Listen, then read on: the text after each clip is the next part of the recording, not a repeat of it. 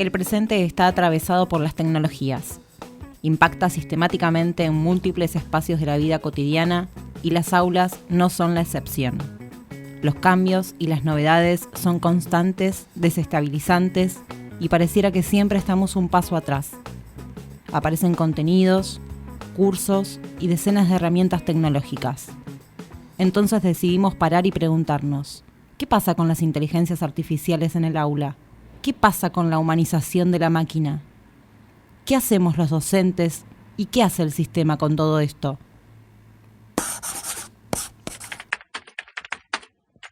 Bienvenidos a Tiza y Tecla, un podcast producido por Educatopía, hecho por docentes y para docentes.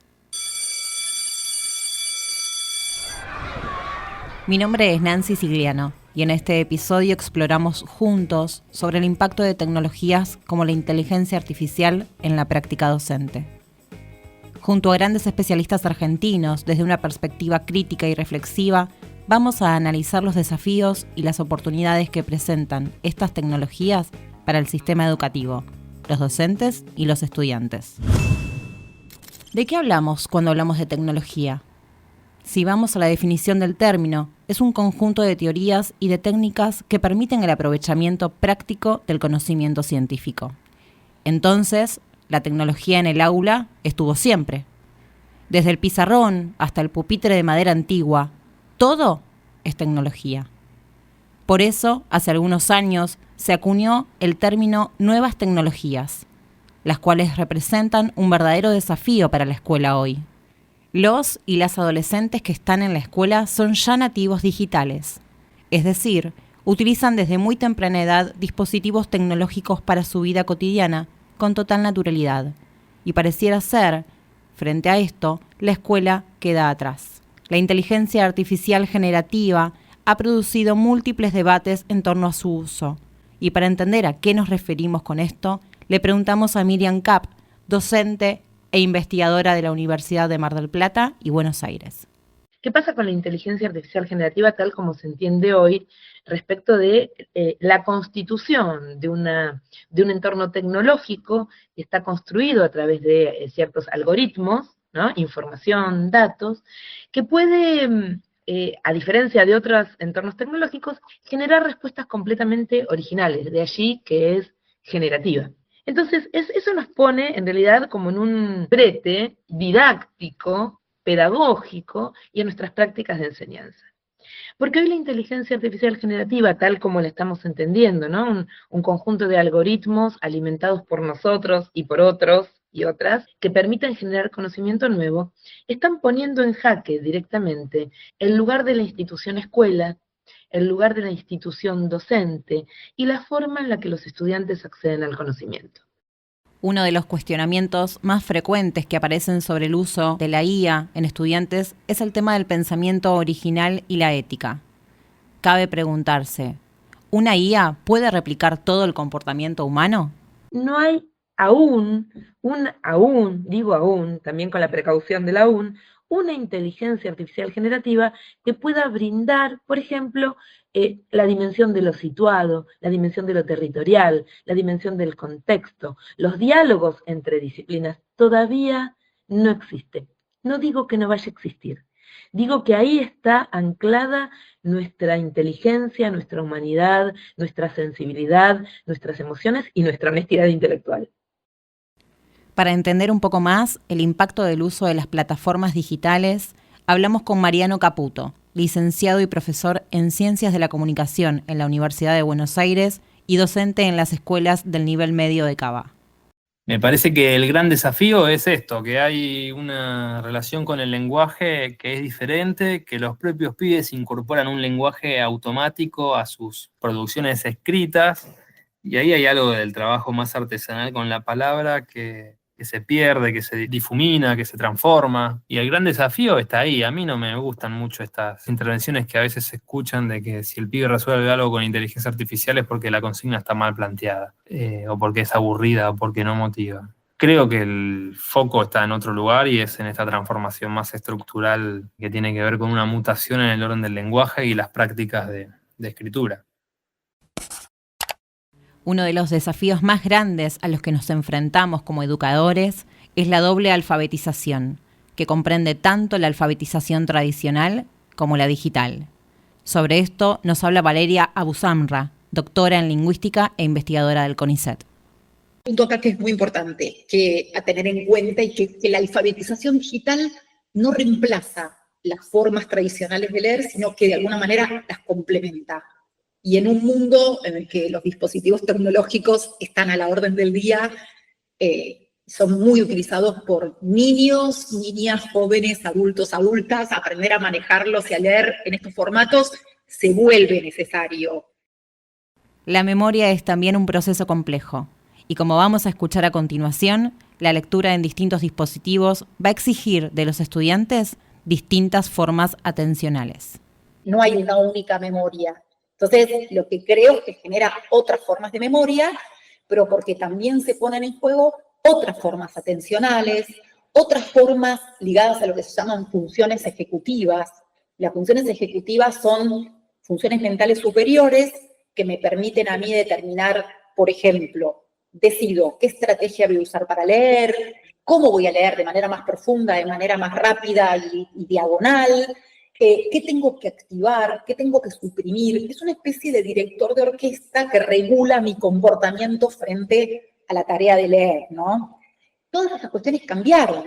Entonces, yo no me animaría a decir que, digamos, lo que creo es que hay una atención diferente, que las funciones ejecutivas nos ponen frente a desafíos diferentes. En cambio, para Miriam Kapp, el gran desafío frente al uso de las tecnologías es otro. El gran desafío es cómo hacer para que todas estas tecnologías, la inteligencia artificial generativa, los recursos de simulación, todo esto llegue a todos y todas. O sea, que no se produzca ahí una brecha. Ya existen brechas económicas enormes, enormes. Estas brechas económicas enormes implican modos de conceptualizar diferentes a estas tecnologías. ¿Cómo hacemos para que este avance de las tecnologías no sean patrimonio de la clase dominante, ¿no? Y que sean realmente, para mí ese es el gran desafío, no sé cómo hacemos para que lleguen a todos y todas, no importa su edad, su género, el lugar donde habitan. Ya hoy mismo tenemos grandes diferencias entre lugares con conectividad y lugares sin conectividad.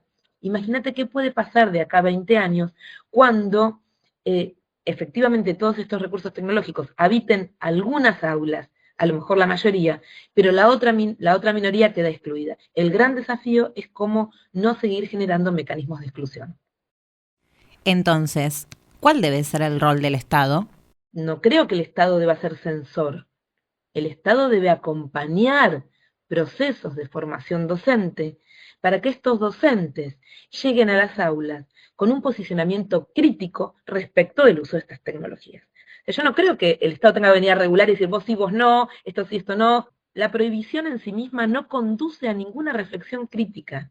Entonces el Estado debe intervenir formando docentes de manera continua en su formación inicial en los profesorados, pero también de manera continua a lo largo del tiempo, para que los docentes conozcan las potencialidades que tienen estas tecnologías, los sesgos que pueden perpetuar en caso de que las naturalicemos, las diferencias que pueden perpetuar en caso que las naturalicemos. Entonces, el Estado sí, pero no para prohibir, sí para acompañar, sí para promover pensamiento, reflexión, sí para dar mayores recursos a los docentes para que sepan qué tienen a disposición, no prohibir. En el último tiempo ha resonado en los medios de comunicación cómo algunos gobiernos provinciales han decidido regular el uso del celular en las aulas. Por ejemplo, limitando su uso a fines exclusivamente pedagógicos. Comentábamos esto con Mariano Caputo.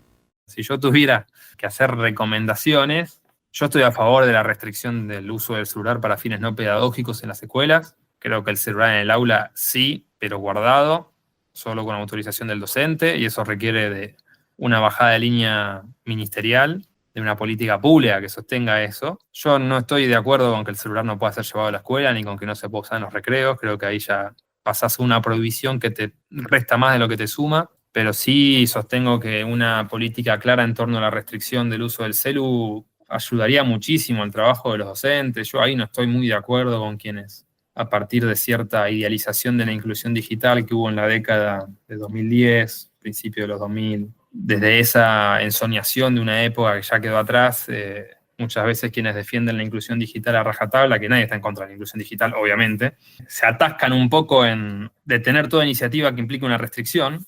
Creo que eso no contribuye a pensar la época con la flexibilidad que necesitamos, porque hay nuevos desafíos que no son los del 2010 ni los del 2015. Eso por un lado.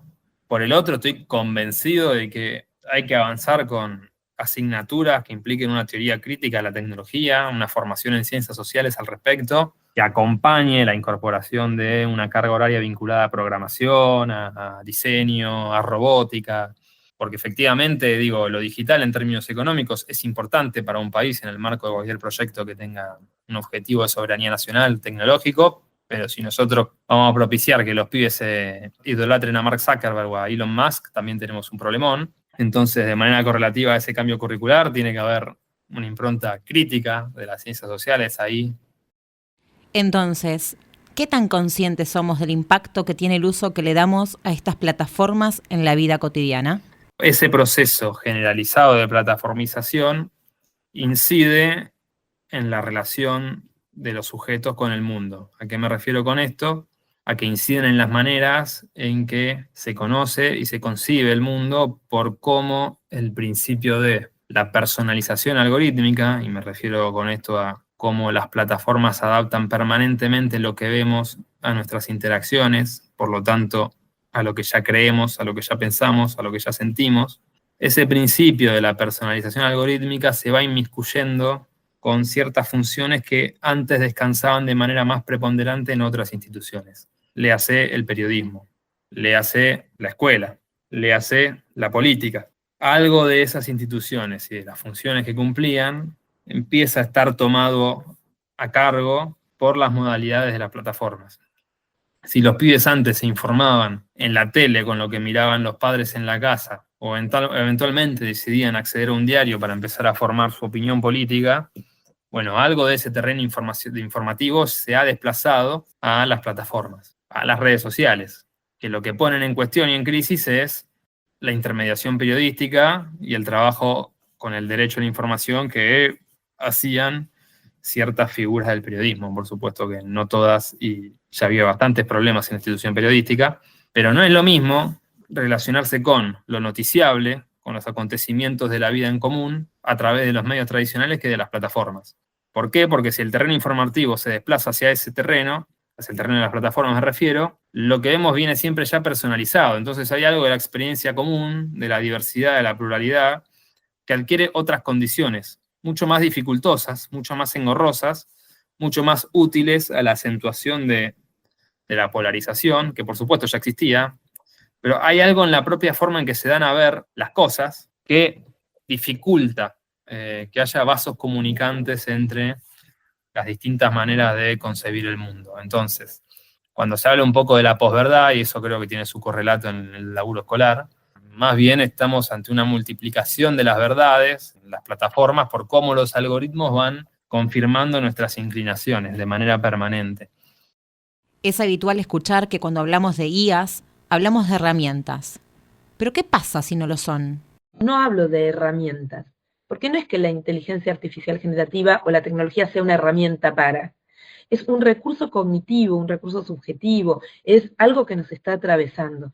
No es una herramienta, no lo uso para, ¿sí? Como esto existe, tengo que comprender cómo en esta formación docente no tiene que limitarse al manejo técnico de la herramienta. Por supuesto que no se puede desconocer, obviamente, pero que no se tiene que limitar al manejo técnico de la herramienta, sino que se tiene que expandir hacia una comprensión más profunda, más significativa, más política, de las implicancias pedagógicas, éticas y sociales que tiene su uso.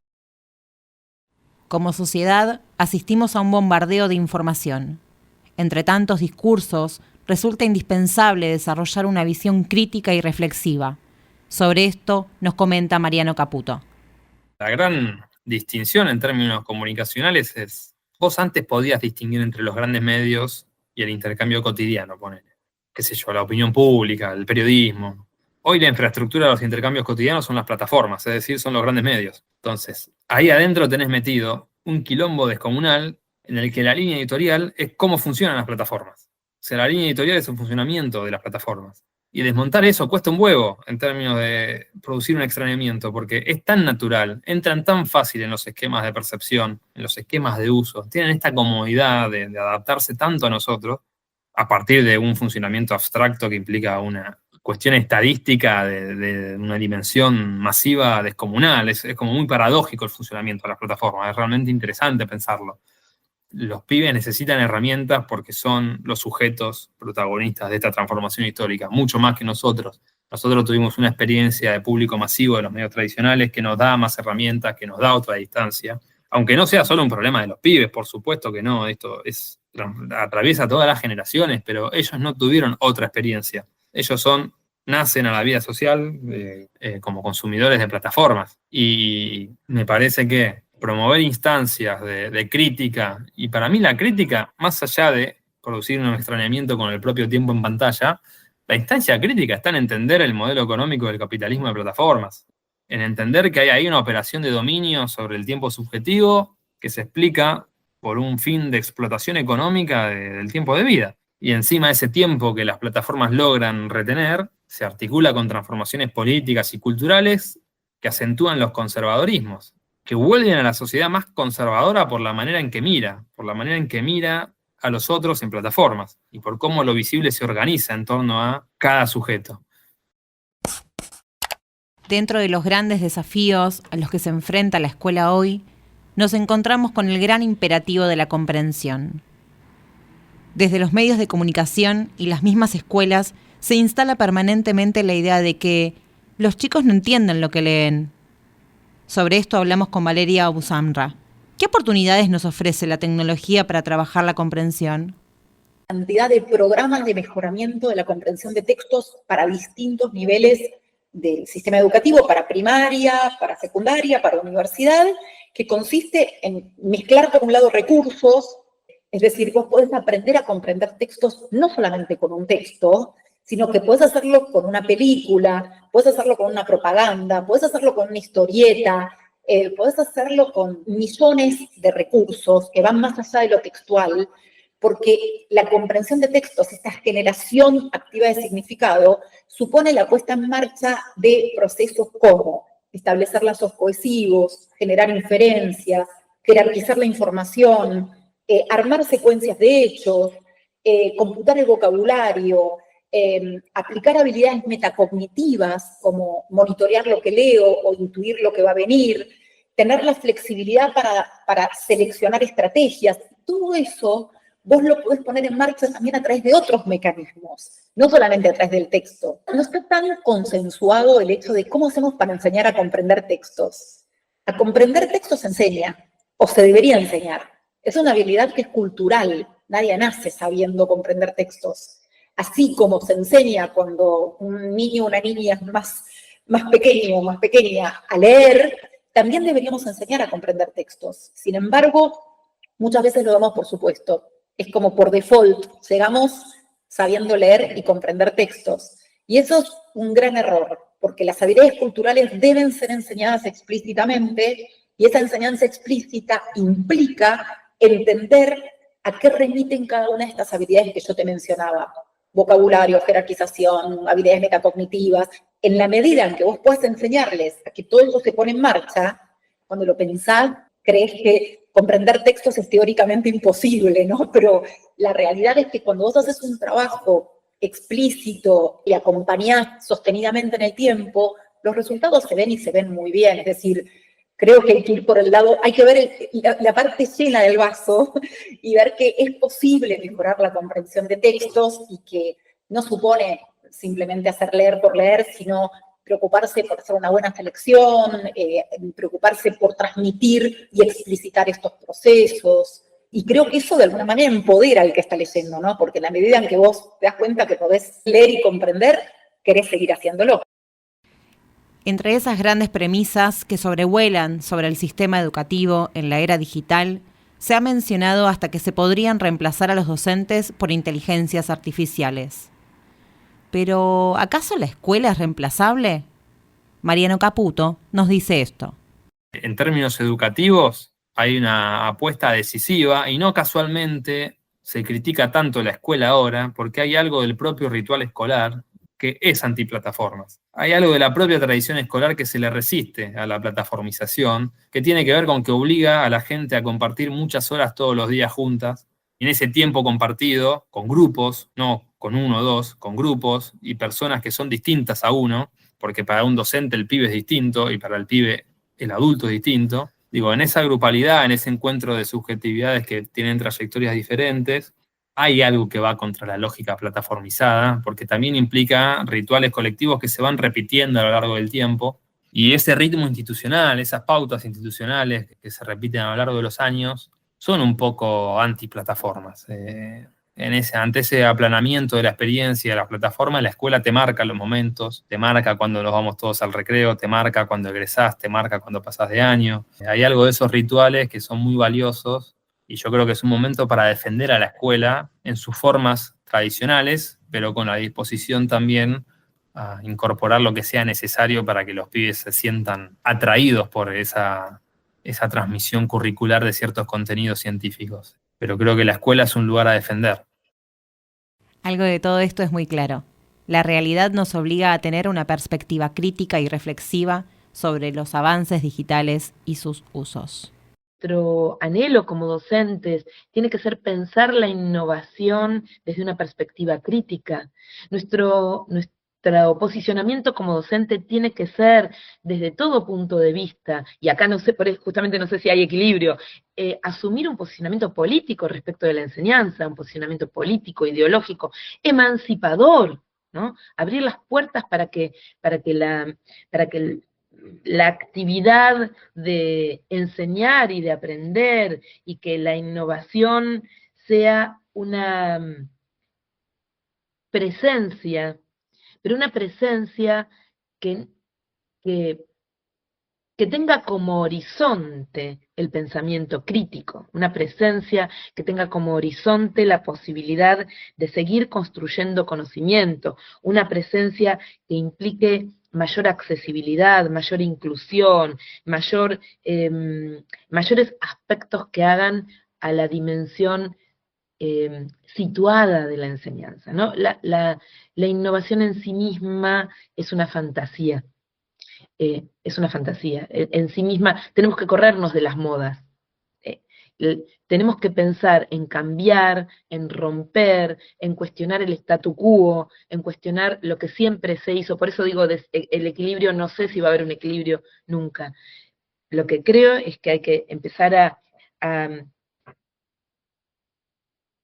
incorporar, humanizar estas prácticas de enseñanza, entender que somos ciudadanos digitales, ¿no? Que estamos atravesados, que nuestra subjetividad es digital, que nuestras experiencias están desmaterializadas, que nosotros realmente creemos que la experimentación colaborativa y multimodal o multimedial es la que va a lograr encontrar un lugar como para crear novedades en las escuelas. En el episodio de hoy intentamos entender un poco más sobre la relación entre la educación, la sociedad y la tecnología.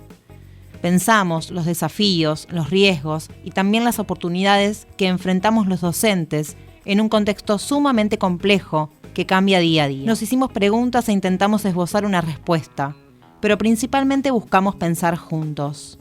¿Cuáles son las preguntas que debemos hacernos frente a todo esto? ¿Tengo que usar la inteligencia artificial en mis clases? ¿Qué cuidados debo tomar si propongo a los estudiantes usar tal o cual herramienta de la IA? ¿La IA nos va a reemplazar? Creemos que no, o al menos no debería. Porque lo que deja huella en nosotros o en los estudiantes no es el contenido en sí, sino el vínculo humano que construimos como comunidad, y eso ninguna máquina puede reemplazarlo. Tiza y Tecla es una producción original de Educatopía, un ecosistema digital docente. Si te interesó el episodio, te invitamos a ver las notas y las entrevistas completas sobre este y más temas en www.educatopia.com.ar y sumate a nuestra comunidad. Nos encontramos en un próximo episodio.